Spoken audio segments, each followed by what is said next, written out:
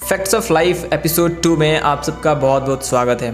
अभी तक आपने फैक्ट्स ऑफ लाइफ एपिसोड 1 नहीं देखे हैं तो डिस्क्रिप्शन बॉक्स में लिंक डाला गया है, आप जाकर उस वीडियो को ज़रूर देखें क्योंकि उस वीडियो से आपकी ज़िंदगी में बहुत सारी बदलाव हो सकती है।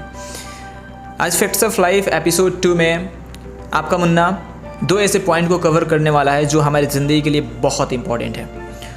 सबसे पहला पॉइंट है पेरेंट्स। जी हाँ मेरे दोस्तों, सबसे पहला पॉइंट है पेरेंट्स और दूसरा नंबर पॉइंट है सोशल मीडिया। यह एक ऐसा पॉइंट है जिसके बारे में जानना बेहद ज़रूरी है।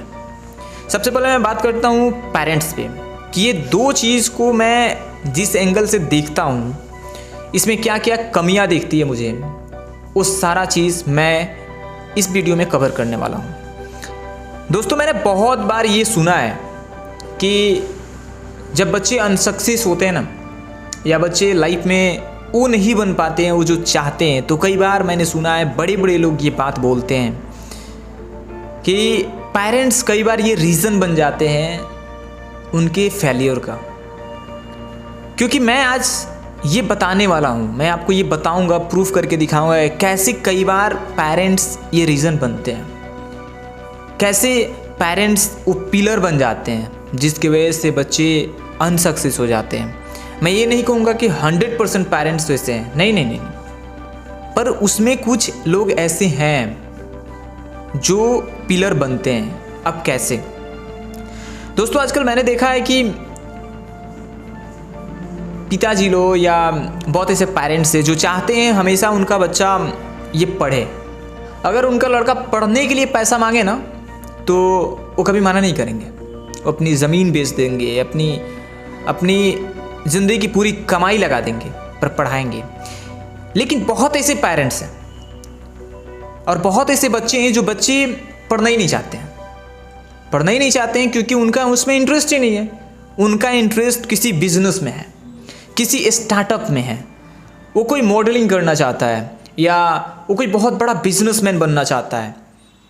जब वो जाकर ये बात अपने पिताजी से बताते हैं लोग, तो उनको डर लगता है कि पापा मानेंगे या नहीं मानेंगे, मम्मी मानेंगी या नहीं मानेंगी।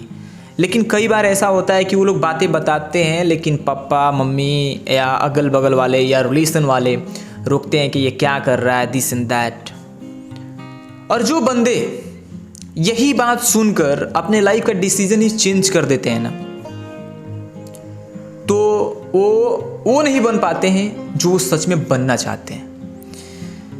अब बात यह है कि यहाँ पे तो गलती उन बच्चों की भी है कि उनके पिताजी अगर मना कर दिए तो अपने लाइफ का डिसीजन ही बदल दिए, जबकि ऐसा नहीं होना चाहिए।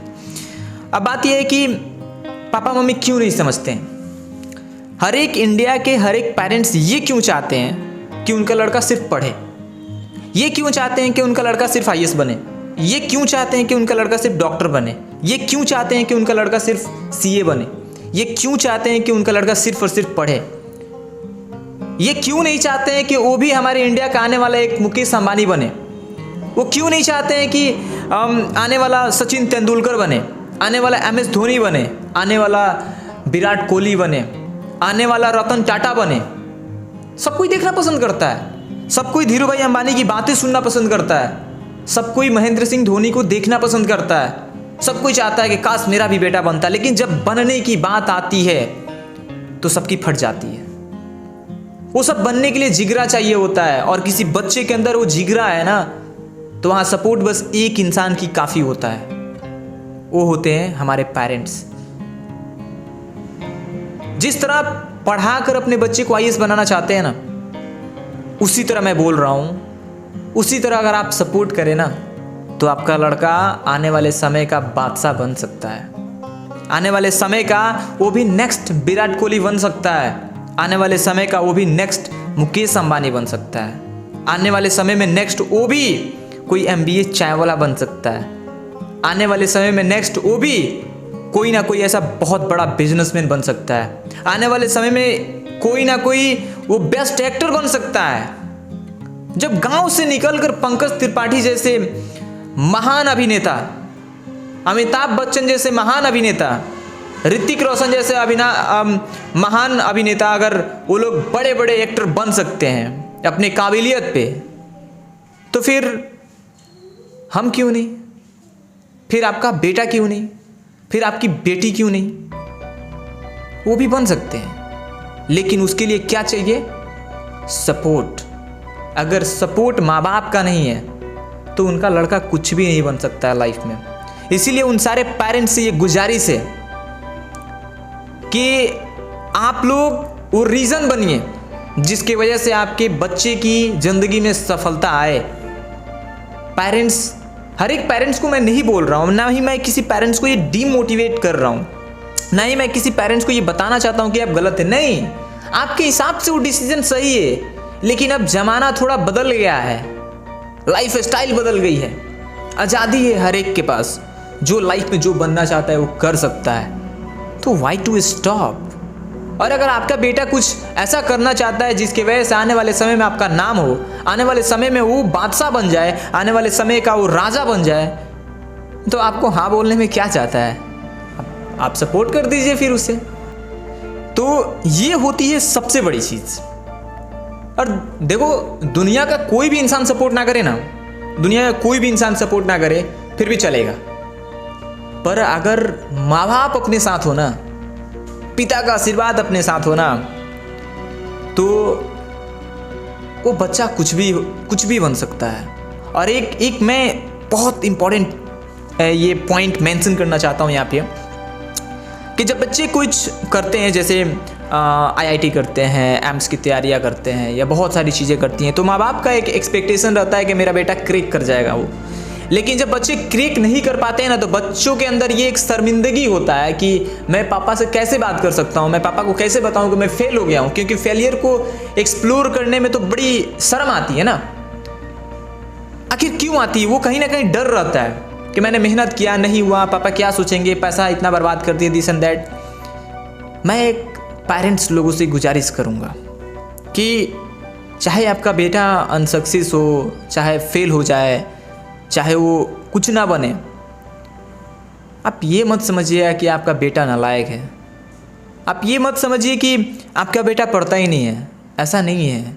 वहाँ करोड़ों की भीड़ होती है, उस करोड़ों के भीड़ में मात्र 2000 से 5000 बच्चे सिलेक्ट होते हैं। कोई ज़रूरी नहीं कि आपका लड़का उस 5000 की भीड़ में बैठ पाएगा, और इसका मतलब ये भी नहीं कि आपका बेटा पढ़ता नहीं है इसीलिए 5000 के भीड़ में नहीं बैठा है। ऐसा नहीं है। अगर करोड़ों में 5000 की सिलेक्शन होती है तो क्या जो बाकी बच्चे हैं वो पढ़ते नहीं हैं? ऐसा नहीं है। वो हर एक मेहनत करते हैं। ठीक है, उसमें नहीं हुआ, किसी और फील्ड में होएगा, लेकिन वहाँ पे अब ये थोड़ी ना होता है कि मैं सुसाइड ही कर लूँगा, मैं जाकर मर जाऊँगा, फांसी का फंदा लटका दूँगा। ये सारा चीज़ तो गलत है ना। ये सारा चीज़ ख़त्म होगा इंडिया से। कब ख़त्म होगा? जब हमारे फ्रेंड सर्कल्स, जब हमारे माँ बाप को इस बात से फ़र्क ही नहीं पड़ेगा कि हमारा लड़का फेल हो गया है, तो अब दुनिया उस पर थूकेगी, या मेरा लड़का मेरे सामने कैसे खड़ा हो पाएगा, मैं अपने समाज में कैसे लोगों को बता पाऊँगा कि मेरा बेटा फेल हो गया है। नहीं, तो शर्म ख़त्म करना पड़ेगा, ये सारा चीज़ ख़त्म करना पड़ेगा। हाँ ठीक है, फेल हो गए हैं, नेक्स्ट टाइम अटेम्प्ट लेंगे, क्या जाता है। ये समझ की फेर है। जब तक ये पेरेंट्स लोग नहीं समझेंगे तब तक बच्चे लोग सुसाइड करेंगे, इसमें कोई नहीं रोक सकता है। और ये अगर होते रहा ना तो फिर कुछ नहीं होने वाला है। हम सब जिंदा हैं पर जिंदा लाश हैं। इस धरती के लिए एक बहुत बड़े बोझ हैं। आप वीडियो देख रहे हैं ना, आप भी इस धरती के लिए बहुत बड़े बोझ हैं। अगर किसी को आप नाकामयाब समझते हैं, उसकी नाकामयाबी पे तो वो नाकामयाब हो गया, इसका मतलब ये नहीं कि वो कामयाब नहीं बन सकता है। किसी की एक गलती से पूरी जिंदगी को जज कर देना, यह आपकी जिंदगी की सबसे बड़ी भूल है। कोई बंदा अगर 12th में फेल हो गया तो इसका मतलब ये नहीं होता है कि वो अपनी जिंदगी से फेल हो गया। अगर किसी बंदे के रिजल्ट पे नंबर कम आ गया, इसका मतलब ये नहीं कि वो अपनी जिंदगी के रिजल्ट पे कम नंबर ला दिया। जो एजुकेशन में हार जाता है वो कहीं ना कहीं जीत ही जाता है, ऐसा नहीं है। और ऐसा नहीं कि जो एजुकेशन में जीतता है वही सिर्फ जिंदगी में जीतता है। बशर्ते लाइफ का फंडा अलग अलग है, सबकी ज़िंदगी का एस्पेक्ट अलग अलग है, सबकी ज़िंदगी का लक्ष्य अलग अलग है कि किसको क्या बनना है, किसको क्या नहीं बनना है। बस इंडिया के उन सारे पेरेंट्स से गुजारिश करता हूँ कि आप लोग प्लीज़ अपने बच्चे को, अपने बच्चियों को टाइम दीजिए, सपोर्ट कीजिए। अब मैं इसी टॉपिक से मैं मूव करता हूँ सोशल मीडिया की तरफ। देखिए, ये सोशल मीडिया की वजह से आजकल कितनी सारी समस्याएं हो रही है। सबसे पहले मैं डिमेरिट की बात करना चाहता हूँ। देखिए, आजकल सोशल मीडिया हर एक बंदा यूज़ करता है, हर एक बंदी यूज़ करती है। सोशल मीडिया की वजह से आजकल इतना ज़्यादा दूरियां हो गया है ना, इतना ज़्यादा दूरियां हो गया है कि आप सोच नहीं सकते हैं। पहले के ज़माने में बुजुर्ग लोग मतलब एक दूसरे के पास बैठते थे, एक मतलब वहाँ पे गोला बनता था, सारे लोग बैठ के अपनी अपनी बातें किया करते थे। और आज क्या है, आजकल सब लोग अपने अपने रूम में होकर व्हाट्सएप चैटिंग करते हैं। सारे लोग अपने अपने रूम में सोकर 12 बजे रात तक इंस्टाग्राम रील्स देखते हैं, व्हाट्सएप पे चैटिंग करेंगे, फेसबुक पे रील्स देखेंगे, फेसबुक स्क्रॉल करेंगे। पापा वो करते हैं, मम्मियाँ करती हैं, बहन करती है, भाई करता है, दोस्त करते हैं, हर एक लोग कर रहे हैं वही। लेकिन आज बहुत ऐसे परिवार के पास ये टाइम नहीं है कि अपने पूरे परिवार के साथ बैठकर खाना खाया जाए। आजकल तो लोग इंस्टा रील्स देखते हुए खाना खाते हैं, आजकल तो यूट्यूब स्क्रॉल करते हुए खाना खाते हैं। तो टाइम ही कहाँ है किसी के पास। आजकल सब कोई अपने अपने मोबाइल में बिजी है, मोबाइल ही उसका सर्कल बन गया है। बस उसको स्क्रॉल करो और खाना खाओ। किसी को आज फर्क नहीं पड़ता है किसी की ज़िंदगी में क्या चल रहा है, क्या नहीं चल रहा है। पिताजी जब शाम को काम करके आते हैं ना, बहुत ऐसे पिता हैं तो अपने मोबाइल में लगे हैं, खाना खाएंगे, सो जाएंगे। उनको ये बात से फ़र्क नहीं पड़ रहा है कि बच्चे क्या कर रहे हैं, बच्चियाँ क्या कर रहे हैं। नहीं, ये गलत है। एटलीस्ट दिन भर टाइम नहीं मिलता है तो शाम को ये सारे लोगों को बैठकर बातें करना चाहिए, एक दूसरे के दिल की बातों को जानना चाहिए, एक दूसरे के जज्बातों को समझना चाहिए। नहीं तो ये सोशल मीडिया की वजह से हम लोगों की जिंदगी में बहुत सारी गैप होते जा रही है।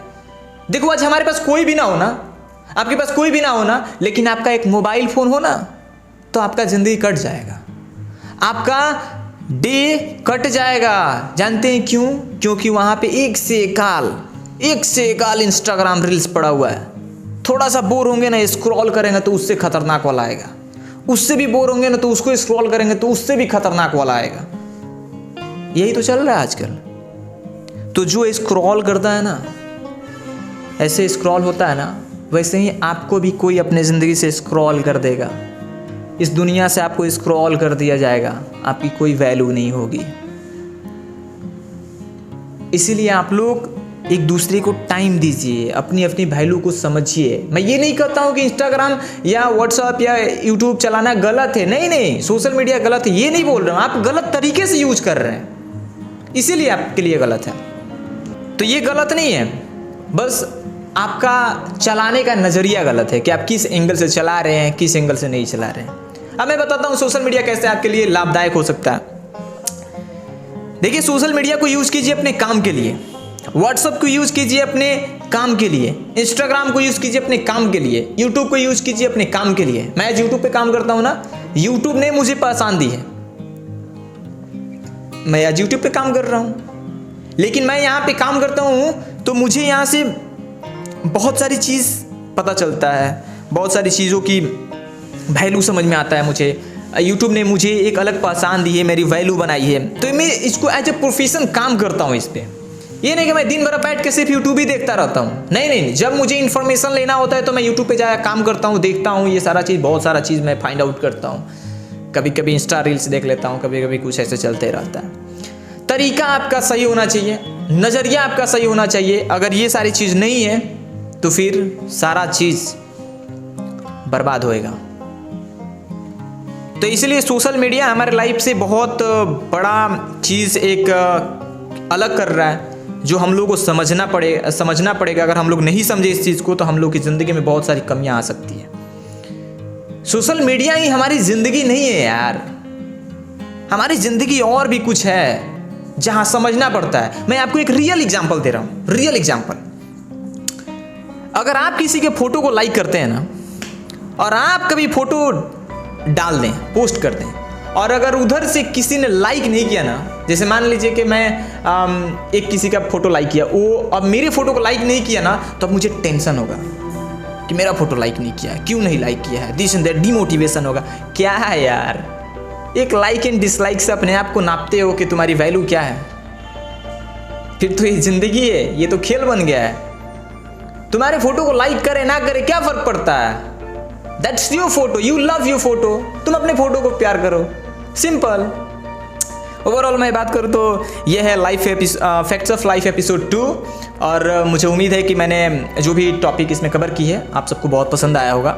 बस माँ बाप से एक गुजारिश रहेगा कि माँ बाप ही हमारे लिए सब कुछ होते हैं, वही भगवान होते हैं। बस उनका आशीर्वाद, उनका सपोर्ट रहे तो दुनिया का कोई भी लड़का नाकामयाब नहीं हो सकता है।